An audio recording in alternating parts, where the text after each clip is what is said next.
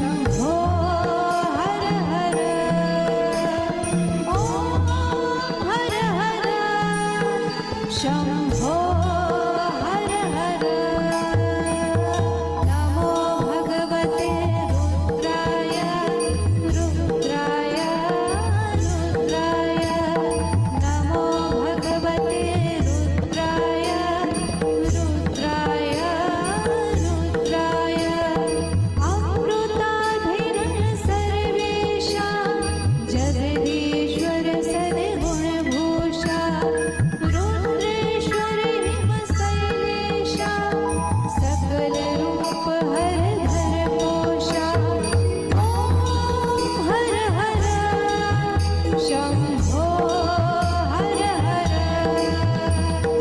ओम हर हर शंभो हर हर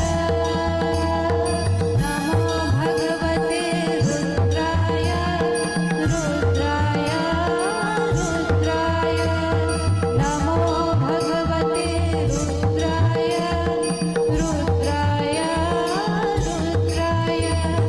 रुद्राय रुद्राय रुद्राय रुद्राय रुद्राय वंदे बोधमयं नित्यं गुरुं शंकररूपेणं यमाश्रितो हि वक्रोऽपि चन्द्रः सर्वत्र वन्द्यते यमाश्रितो हि वक्रोऽपि चन्द्रः सर्वत्र वन्द्यते। बोलिए उमापति महादेव की जय। सियावर रामचंद्र भगवान की जय।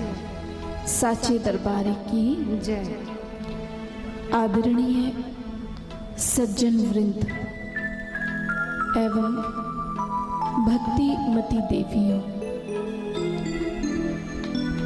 सर्वप्रथम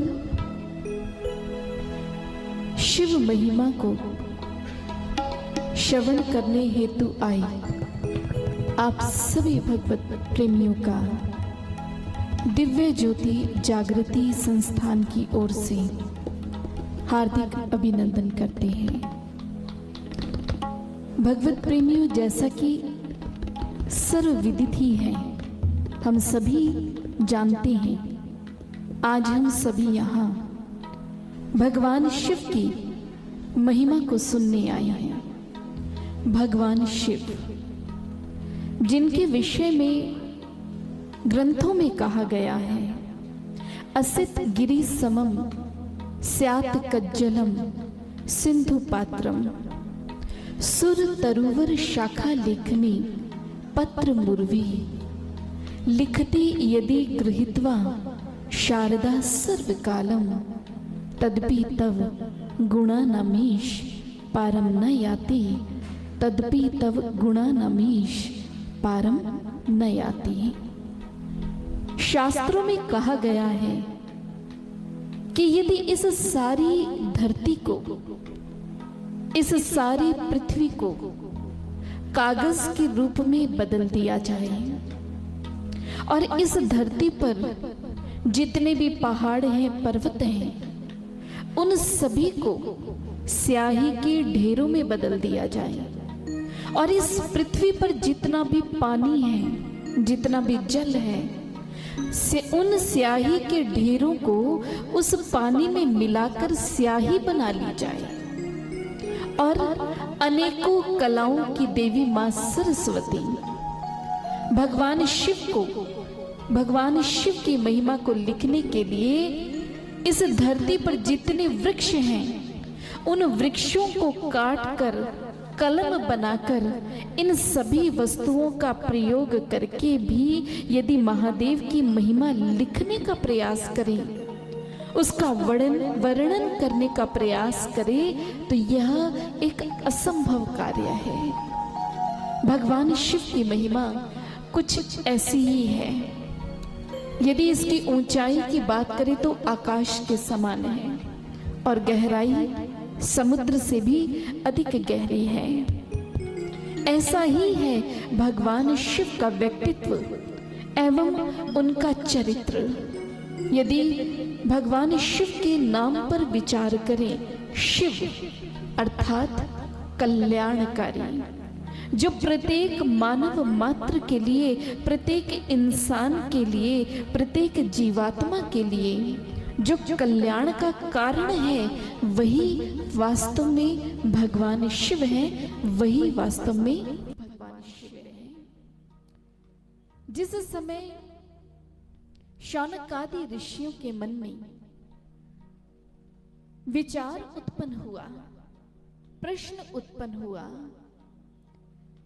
कि एक इंसान अपने जीवन में किस प्रकार से इस संसार सागर से पार उतारा कर सकता है, कैसे इस भव सागर से मुक्त हो सकता है और जन्म मरण के पद से, जन्म मरण के चक्र से मुक्ति को प्राप्त करके उस अविनाशी पद तक पहुंच सकता है।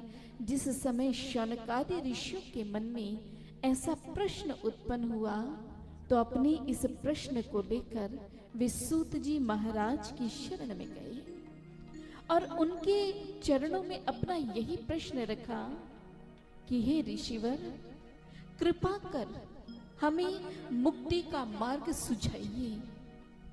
ज्ञान, वैराग्य, भक्ति, मुक्ति को प्रदान करने वाली उस युक्ति के विषय में बताएं। तो उस समय जानते हैं सूत जी ने उन्हें कौन सा मार्ग बताया? उन्हें यही भगवान शिव की महिमा को श्रवण कर अपने व्यक्तित्व में, अपने आचरण में धारण करने की ही दिव्य प्रेरणा उन्हें दी।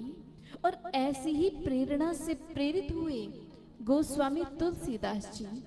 वे इतने अधिक प्रेरित हुए भगवान शिव की महिमा से कि उन्होंने श्री रामचरितमानस की भूमिका में शिव कथा को लिख दिया। किसी भी ग्रंथ का सबसे महत्वपूर्ण जो भाग होता है वो उसकी भूमिका ही होती है। भूमिका के अंदर उस सारे ग्रंथ का निचोड़ लिखा होता है। भूमिका में उस ग्रंथ के विषय में सारांश वर्णित किया होता है। और इस भूमिका में गोस्वामी तुलसीदास जी ने श्री रामचरितमानस में यदि सबसे पहले किसी को स्थान दिया है तो वो शिव कथा को ही दिया है, क्योंकि शिव की महिमा को जानने के बाद ही इंसान के घट के भीतर बैठे हुए सारे संशयों का निवारण हो सकता है। शिव की महिमा को सुनकर ही इंसान के मन में वैराग्य की भावना उत्पन्न होती है। शिव की महिमा को जानकर ही एक व्यक्ति इस संसार सागर से ऊपर उठकर उस अविनाशी तत्व के साथ जुड़ने की दिव्य प्रेरणा प्राप्त कर पाता है। इसीलिए महापुरुषों ने कहा कि अपने जीवन में यदि कल्याण करना है तो श्री है, क्योंकि वही इस संसार में एक भक्त पर, एक जीवात्मा पर सबसे पहले, सबसे अधिक, सबसे शीघ्र प्रसन्न होने वाले वही हैं। इसीलिए भक्तों ने जिस समय अपने जीवन में भगवान शिव की महिमा को जाना तो उनके चरणों में अपना नमन अर्पित किया, अपने भाव सुमन अर्पित किए।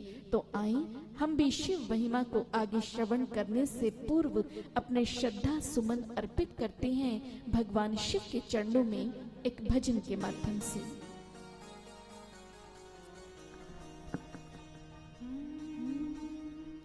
हर भोला हर हर महादेव, हर भोला हर हर महादेव, हर भोला हर हर महादेव, हर भोला हर हर महादेव, भोला हर हर महादेव, हर भोला हर हर महादेव, हर भोला हर हर महादेव, हर भोला हर हर महादेव। तीनों लोकों के स्वामी हो भोलेनाथा, कर जोड़ के श्रद्धा से झुकाए माथा। तीनों लोकों के स्वामी हो भोलेनाथा, कर जोड़ के श्रद्धा से झुकाए माथा। हर भोला हर हर महादेव, हर भोला हर हर महादेव, हर भोला हर हर महादेव, हर भोला हर हर महादेव।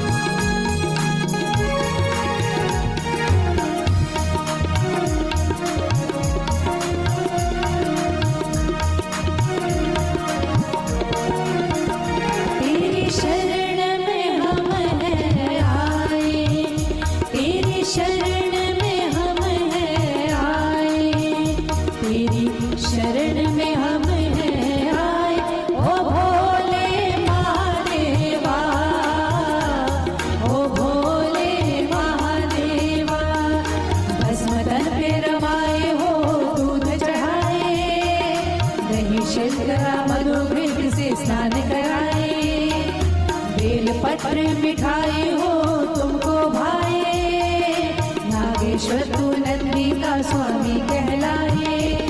हर भोला हर हर महादेव, हर भोला हर हर महादेव, हर भोला हर हर महादेव, हर भोला हर हर महादेव।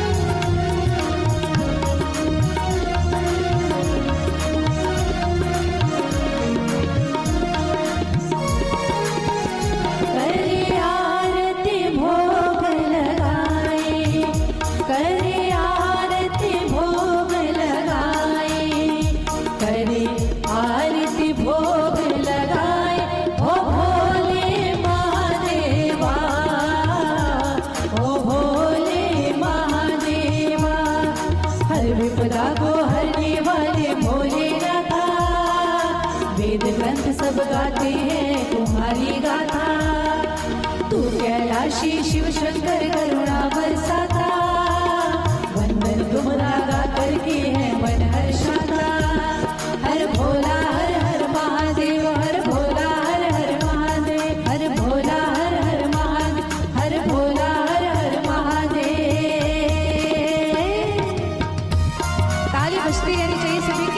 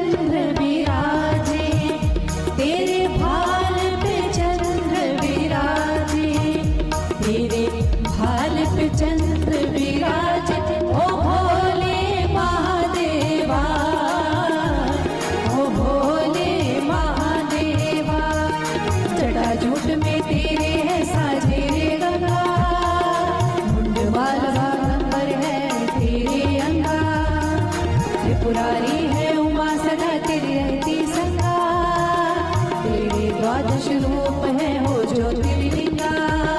हर भोला हर हर महादेव, हर भोला हर हर महादेव, हर भोला हर हर महादेव, हर भोला हर हर महादेव।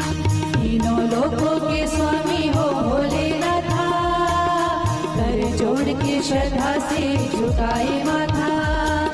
तीनों लोकों के स्वामी हो भोलेनाथा, कर जोड़ के श्रद्धा से झुकाए माथा।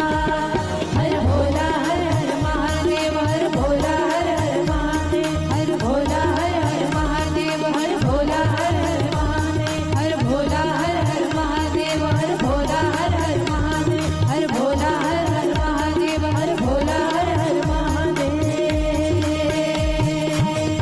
हर हर महादेव, हर हर महादेव, हर हर महादेव, हर हर महादेव। शौनकादि ऋषियों ने सूत जी महाराज से प्रश्न किया, महाराज एक जीवात्मा जो इस संसार सागर में भटक रही है, इस संसार सागर में भटकने वाली यह जीवात्मा उस परमात्मा को किस प्रकार प्राप्त कर सकती है? कैसे उस आत्मा का मिलन उस परमात्मा से हो सकता है? कृपा करके हमारे इस प्रश्न का समाधान दीजिए।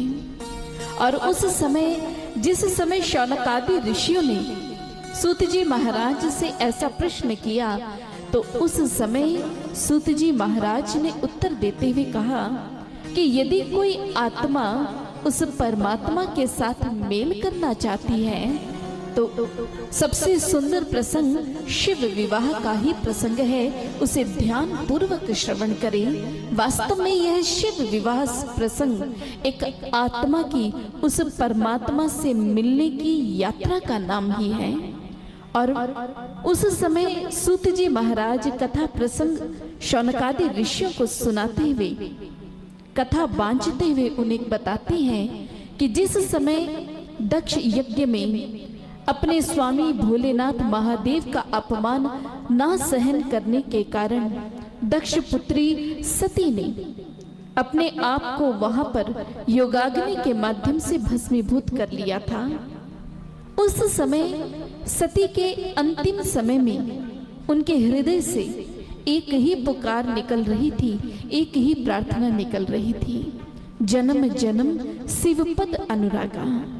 जन्मों जन्मों में यदि मेरा किसी के साथ अनुराग हो, मेरा किसी के साथ यदि प्रेम हो तो भगवान शिव ही हो। जन्मों जन्मों में यदि मैं किसी को पति के रूप में प्राप्त करूं तो वो महादेव ही हो, उनके अतिरिक्त अन्य कोई भी ना हो।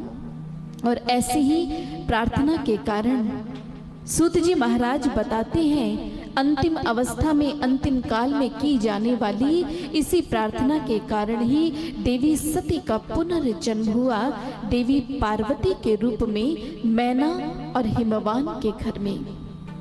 और जिस समय मैना और हिमवान के घर में देवी सती देवी पार्वती के रूप में जन्म प्राप्त करती हैं तो चारों ओर अलौकिकता ही छा गई। चारों ओर बड़ा ही सुंदर सा वातावरण हो गया। आज हिमाचल नगर निवासी बहुत अधिक प्रसन्न हैं, बड़े ही आनंद मग्न हैं कि आज उनके नगर में उनके महाराज हिमवान के घर में एक दिव्य अलौकिक कन्या ने जन्म प्राप्त किया है। और इसी प्रसन्नता के वातावरण के साथ चारों ओर उत्सव का वातावरण बना हुआ है। चारों ओर प्रसन्नता ही प्रसन्नता छाई हुई है। और कथा बताती है कि धीरे धीरे इसी प्रसन्न अलौकिक वातावरण में देवी पार्वती जी बड़ी होना प्रारंभ कर देती हैं। एक दिन इसी हिमाचल नगर में नारायण नारायण कहते हुए देवर्षि नारद जी का आगमन हुआ। और जिस समय देवर्षि नारद जी आज राजभवन में पधारे और हिमवान और मैना को यह सूचना प्राप्त हुई तो वे अत्यंत प्रसन्न हुए। बड़े ही आदर और सम्मान के साथ देवर्षि नारद जी को वो अपने राजभवन में, राजमहल में लेकर आते हैं। बड़े ही सम्मान के साथ उन्हें बड़ा ही सुंदर आसन प्रदान करते हैं, चरण प्रक्षालन करते हैं और तत्पश्चात उनके चरणों में बैठ जाते हैं। और उस समय हिमवान और मैना देवर्षि नारद जी से ज्ञान सम्मत, ईश्वर भक्ति से सम्मत आध्यात्मिक विचारों को श्रवण कर रहे हैं कि अचानक ही हिमवान और मैना के मन में आया कि क्यों ना अपनी पुत्री पार्वती को भी बुलाया जाए। पार्वती भी आकर देवर्षि नारद जी का आशीर्वाद प्राप्त करेगी तो उसका जीवन तो धन्य ही हो जाएगा।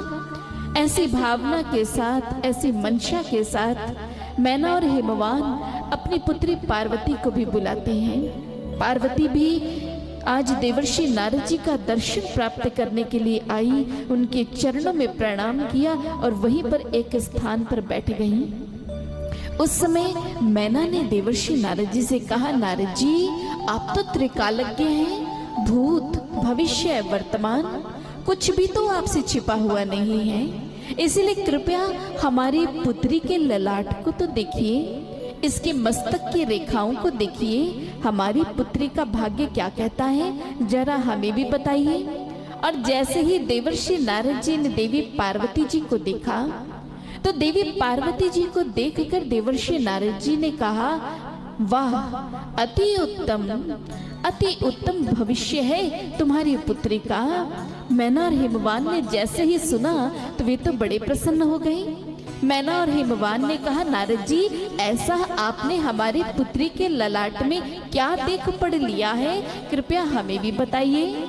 तो उस समय देवर्षि नारद जी ने कहा, अरे आपकी पुत्री तो अनेक सुलक्षणों से संपन्न है, इतने सुंदर गुण हैं तुम्हारी पुत्री के भाग्य में, जिसके कारण से तुम्हारी पुत्री उमा, अंबिका, भवानी के नाम से विख्यात होंगी। सारे नगर में यह पूजनीय होंगी। पतिव्रत स्त्रियां इनके नाम से अपने व्रत का शुभ प्रारंभ करेंगी और इसके माता पिता सदैव यश को प्राप्त करेंगे। इतनी गुणवती है आपकी पुत्री। अभी जैसे ही अपनी पुत्री के इतने सुंदर भविष्य के विषय में माता पिता ने सुना तो वे बड़े प्रसन्न हो गए। लेकिन देवर्षि नारद जी अचानक से चुप हो गए और एकदम से गंभीर हो गए। जैसे ही मैना और हिमवान ने देवर्षि नारद जी की गंभीरता को देखा तो एकदम से मैना ने पूछा, नारद जी सब कुछ ठीक तो है? आप एकदम से गंभीर हो गए, क्या कारण है? तो नारद जी ने कहा, देखिए आपकी पुत्री अनेक सुलक्षणों से संपन्न है, परंतु इतने सुलक्षणों के पश्चात भी आपकी पुत्री के भाग्य में कुछ दोष हैं और उन्हीं दोषों के कारण आपकी पुत्री को जो पति प्राप्त होगा वो पति अमंगल वेश धारण करने वाला होगा, योगी होगा, जटाधारी होगा, माता पिता विहीन, कुल विहीन, शमशान वासी होगा। उन्हीं दोषों के कारण इसे ऐसे ही पति की प्राप्ति होगी। जैसे ही मैना ने, हिमवान ने यह सुना तो वे भी एकदम से घबरा गए और उसी समय नारद जी के आगे हाथ जोड़कर कहने लगे कि देखिए ऋषिवर, आप तो सर्व समर्थ हैं, कुछ भी कर सकते हैं। किसी के भाग्य को बदलना तो आपके बाएं हाथ का खेल है, इसीलिए आप हमारी पुत्री पर भी कृपा कीजिए और इसके इस भाग्य को भी बदल दीजिए। उस समय देवर्षि नारद जी ने कहा, नारायण नारायण, होई ही सोई जो राम रचि राखा, को कर तर्क बढ़ावई साखा। अरे होना तो वही है जैसा उस विधि के विधान ने लिख दिया है, इसमें किसी प्रकार का कोई संशय नहीं है। परंतु यदि देव सहायता करें, ईश्वर की कृपा हो जाए तो मेरे मन में एक विचार आ रहा है। मैना और हिमवान ने कहा, क्या विचार आ रहा है देवर्षि? आप जो कहेंगे, जैसा कहेंगे हम वैसा ही करेंगे। तो उसी समय नारद जी ने कहा कि आपकी पुत्री के होने वाले पति के विषय में मैंने जैसा जैसा वर्णन किया है, मेरे अनुमान से ये सारे के सारे दोष भगवान शिव में मौजूद हैं और भगवान शिव में ये दोष होते हुए भी ये दोष दोषों के रूप में नहीं बल्कि गुणों के रूप में जाने जाते हैं। और यदि आपकी पुत्री का विवाह महादेव के साथ में हो जाए तो क्या होगा देवर्षि नारद जी? अरे आपकी पुत्री का विवाह यदि महादेव के साथ में हो जाएगा तो अरे बताइए तो नारद जी क्या होगा? अरे वही तो बता रहा हूँ कि यदि आपकी पुत्री का विवाह महादेव के साथ में हो जाएगा तो सर्वत्र मंगल ही मंगल हो जाएगा, अमंगल भी मंगल बन जाएगा और दोष गुणों में बदल जाएंगे। सब कुछ अच्छा ही होगा, सब कुछ मंगल ही होगा। हिमवान ने कहा, तो ठीक है नारद जी, यदि आपको यही उचित लगता है तो हमारी पुत्री का विवाह आप महादेव से करवा दीजिए। तो उस समय नारद जी ने कहा, निश्चित रूप से आपकी पुत्री का विवाह महादेव के साथ में होगा तो सर्वत्र मंगल हो जाएगा, परंतु आपकी पुत्री का विवाह ऐसे नहीं हो सकता। उसके लिए तो आपकी पुत्री को कुछ करना होगा। उसी समय पार्वती जी ने कहा, यदि आपकी और मेरे माता पिता की यही इच्छा है तो नारद जी बताइए मुझे क्या करना होगा। देवर्षि नारद जी ने कहा कि यदि महादेव को तुम्हें पति के रूप में प्राप्त करना है तो उसके लिए तुम्हें राजमहल का त्याग करके तपस्या के लिए वनों की ओर जाना होगा। पार्वती, क्या तुम ऐसा कर पाओगी? पार्वती जी ने कहा, अवश्य मैं ऐसा जरूर करूंगी। और उस समय देवी पार्वती जी ने देवर्षि नारद जी के चरणों में प्रणाम करके राजमहलों का त्याग करके वनों में जाकर कठोर तपस्या करना प्रारंभ कर दिया। देवी पार्वती जी की तपस्या कठोर से कठोर होती जा रही है। उन्होंने समस्त प्रकार के भोजन का त्याग कर दिया और फिर फलों को ग्रहण करने लगी। कुछ समय के पश्चात फलों का भी त्याग कर दिया और जो बेल पत्र सूख कर भूमि पर गिर जाते थे, उन्हीं बेल पत्रों को खाकर और जल पीकर अपना जीवन का यापन कर रही थी। और कुछ समय के पश्चात उन्होंने बेल पत्र का भी त्याग कर दिया, जिसके कारण से उनका एक और नया नाम अपर्णा पड़ गया। जिस समय ग्रीष्म ऋतु होती, गर्मी के दिन होते, चारों ओर अग्नि प्रज्वलित करके वे वहां पर तप कर रही थी। जिस समय ठंड की ठिठुरन होती, वो शीतल जल में, ठंडे जल में खड़े होकर के तप करती। आज उनका मन अंतर हर प्रकार से शिवमय होता चला जा रहा है। अपने लक्ष्य के प्रति वे एकाग्र होकर अपने लक्ष्य को प्राप्त करने के मार्ग में आगे बढ़ती चली जा रही हैं। भगवत प्रेमियों, यहाँ